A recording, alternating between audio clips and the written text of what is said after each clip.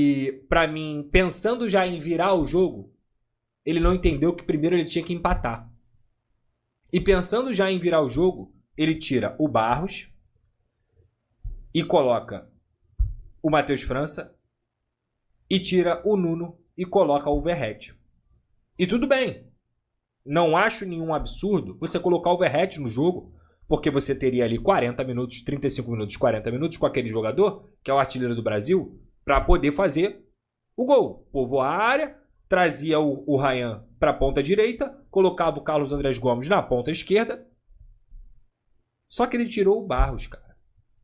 E aí o Barros, a partir do momento que ele saiu, o Vasco perdeu o equilíbrio. Tudo aquilo que estava sendo bem feito, tudo aquilo que estava sendo construído no segundo tempo, ele desmoronou. Porque assim que o Barros sai, o Crespo também olha para esse campo, para esse jogo, e ele fala, opa, é hora de mexer. E aí ele coloca o Rigoni e coloca o Ferreirinha. Para quê? Para você ter fôlego, para correr, para você ter transição e para você ter muitas vezes esse 1 contra 1. Já que o Vasco ficou sem o seu volante pegador, não conseguiu mais ganhar a bola no meio-campo, muito pelo contrário. O São Paulo recuperava essa bola e lançava. Recuperava essa bola e lançava. E assim o São Paulo teve algumas oportunidades. Então quando eu falei sobre plano de jogo, quando eu falei sobre o que é certo ou o que é errado, ficou claro que no segundo tempo o plano de jogo e as decisões do Crespo foram bem superiores às decisões do Fernando Diniz. E aí eu acho que entra também numa questão de oportunismo. Oportunismo. Ah, Pedrosa, porque contra o Vitória o Vasco estava com um a mais. O Vasco estava com um a mais. Mas você tem alguma dúvida que o Diniz, para ganhar o jogo em casa, faria isso com 11? Se você tem alguma dúvida em relação a isso, desculpa, você não está acompanhando Fernando Diniz e muito menos os jogos do Vasco. Porque ele não fez isso dessa vez. Ele fez isso contra o Corinthians, ele fez isso contra, se eu não me engano, o Juventude, ele fez isso contra o próprio Vitória e ele vai continuar fazendo isso, porque é nisso que ele acredita. O Diniz, ele anda numa linha tênue, e eu já falei isso aqui no SBT, falei também na minha crônica ontem, entre a genialidade e o erro. Porque se o Vasco vira o jogo, não ia ter um para falar que ele cometeu um erro grave. Quando ele faz a substituição do Barros, cara, acreditem em mim, eu jamais deixaria o Tietchan em campo e colocaria o Barros no banco de reservas. Jamais. Esse, para mim, foi o grande erro do Fernando Diniz. Esse, para mim, foi o grande erro. E tenho tranquilidade de falar, porque foi o claro pensamento que eu tive naquele momento. O Tietchan não estava jogando bem, o Barros estava bem na partida, apesar de lesionado, não foi por isso que o Barros saiu, apenas. Ele poderia sair depois, mas naquele momento não. Então por isso que eu falo que a substituição foi equivocada. Nessa ansiedade. E aí, a partir do momento que ele tirou o Barros, ele perdeu o controle do jogo. O São Paulo teve algumas oportunidades. E mais uma vez, quando eu digo para vocês que o São Paulo só jogou bem no fim, não. O São Paulo começou a jogar bem a partir do momento que o Diniz substituiu. Porque o São Paulo também substituiu e o São Paulo teve algumas oportunidades. Eu sempre falo para vocês, existe uma métrica, e os números precisam ser lidos com o jogo, vendo o jogo, que se chama XG, que é a expectativa de gols. O São Paulo teve uma expectativa de gols maior do que a do Vasco, 1.91. O São Paulo, ele teve 4 grandes chances criadas, enquanto o Vasco só teve 2. Então, apesar do Vasco ter finalizado 500 vezes, 25, 28, sei lá, e o São Paulo, metade disso, quem teve mais próximo de fazer o gol foi o São Paulo. Ou vocês se esquecem também que no primeiro tempo teve uma defesa absurda do Léo Jardim. No cruzamento da direita, eu não sei se foi o Tapia que finalizou, eu não vou lembrar agora exatamente, mas o Lucas deixa a bola passar e o Léo Jardim faz uma defesaça no primeiro tempo. E no segundo tempo, o Rigoni perdeu o gol de cara. E no segundo tempo, teve defesa do Léo Jardim. Então, a partir do momento que ele fez as substituições, o time desmoronou. Desmoronou e a gente está aqui para criticar que, de fato, as substituições dele não deram certo. Mas eu não vou caçar bruxa, eu não posso ser oportunista. Eu não posso. Sabe por quê?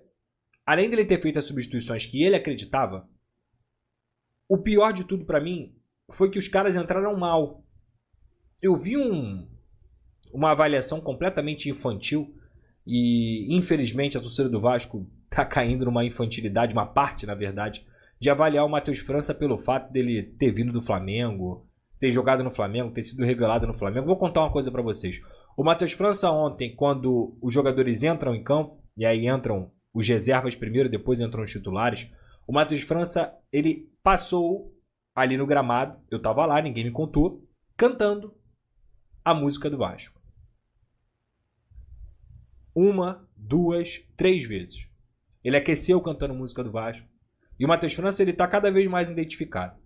A avaliação que eu tenho do Matheus França, e isso é uma informação, é que o Matheus França estava treinando e muito durante as atividades do grupo. E ele é um cara que cada vez mais está recuperando a sua parte física. O problema é, ontem ele entrou muito mal. Mas é mentira de quem diz que o Matheus França vem entrando mal com a camisa do Vasco. Muito pelo contrário. As pessoas encaram o futebol como se fossem criança mesmo, assim, tivessem 13 anos de idade. Eu tenho certeza que tem criança de 13 anos de idade, de 12, de 15, que entende muito mais do que muito marmanjo. Quando eu digo sobre a criança, é da infantilidade mesmo, de avaliar um jogador porque um jogador veio do Flamengo ou deixou de vir do Flamengo, aí tu já tem uma predisposição para falar mal dele. Cara, pelo amor de Deus, isso é muito pouco, sabe? Isso é muito pouco para você avaliar um atleta. O Matheus França entrou bem contra o Bragantino. O Matheus França entrou bem contra o Fortaleza. Vocês vão se lembrar, o Matheus França entrou bem contra o Botafogo na segunda semifinal. E o Matheus França entrou bem também contra o Flamengo. No Maracanã, no 1-1. Quase que ele faz um gol, inclusive. Realmente, em alguns outros jogos, ele oscilou, ele não teve tanta participação. E dessa vez, nessa substituição, que o Diniz coloca ele de 8, e talvez a gente tenha que rever essa situação, Diniz, não me parece que o Matheus França é um camisa 8. Ah, ele já fez isso no Flamengo. Cara, a maioria dos jogos que eu vi do Matheus França no Flamengo, ou ele era ponta, ou ele era até falso 9, meio atacante. Todas as posições do meio pra frente ele faz. Como segundo homem de meio campo, como camisa 8, ele pode até saber fazer. Isso não quer dizer que é o melhor posição dele. Acho que ele está entrando fora de posição. Ele fez isso também contra o Vitória, mas isso não quer dizer que as valências do Matheus França sejam o suficiente para ele fazer essa posição. Eu acho que ele é um cara da técnica, de partir para cima, de tentar associação, de bater de fora da área, e não um camisa 8, tá? Então aqui vai uma leve crítica ao Diniz em relação a isso. Não me parece que o Matheus França é camisa 8. Assim como eu não vejo o Nuno de camisa 8. Eles podem fazer a função. Isso não quer dizer que eles sejam os melhores fazendo aquela função. E quando isso acontece, o Vasco bagunça mesmo. Aí ele tira o Piton. Porque assim, quando ele tira o Piton, se não me engano, o GB, o Ryan e o Verratti estavam em campo. 3 torres. E aí você tira o melhor cruzador do time. Ok, ele estava cansado mesmo. Mais uma vez eu vi o Piton saindo assim no banco, estatelado. Mas irmão, você vai tirar o melhor cruzador do seu time? Não me parece. Não me parece.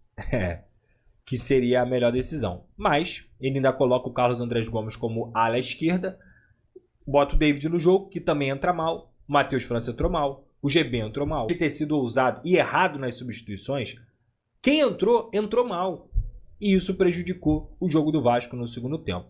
Mas como até me lembra aqui o Charlie03, Pedrosa, você já falou antes que o Vasco ia perder e que está dentro da margem e o Diniz tem crédito. É porque assim, cara, às vezes eu vejo as críticas, até de pessoas que eu conheço, de amigos e tudo mais, e o cara achou o quê? Que o Vasco não ia perder? Que o Vasco ia ficar ganhando o tempo inteiro? Queria o quê? Caçasse as bruxas depois do técnico que tirou o time do Z4, colocar o time brigando por vaga na Libertadores, colocar o time na semifinal da Copa do Brasil? Tu quer mesmo que eu esculache esse cara? Tu quer que eu olhe pra esse cara e fale que ele é ruim, que ele é medíocre, ou que fulano não serve, ou que ciclano não serve? Pelo amor de Deus, gente. Pelo amor de Deus. Assim, Cara, foi tempo que eu tinha essa postura boba e infantil com o futebol. E assim, mesmo quando o Vasco tinha times muito piores, eu ainda tentava entender o contexto. Assim, hoje, então, que talvez esse seja o melhor time dos últimos 13 anos do Vasco, talvez não. Eu tenho certeza que esse é o melhor time dos últimos 13 anos do Vasco. E eu vou ficar aqui eu ia falar descabelando, mas é impossível, né? Eu vou ficar, me estressando por causa de um jogo que o Vasco perdeu dentro de casa, um time que tem 42 pontos, está na colocação e está na semifinal da Copa do Brasil. Eu não, cara. Aí alinhe suas expectativas.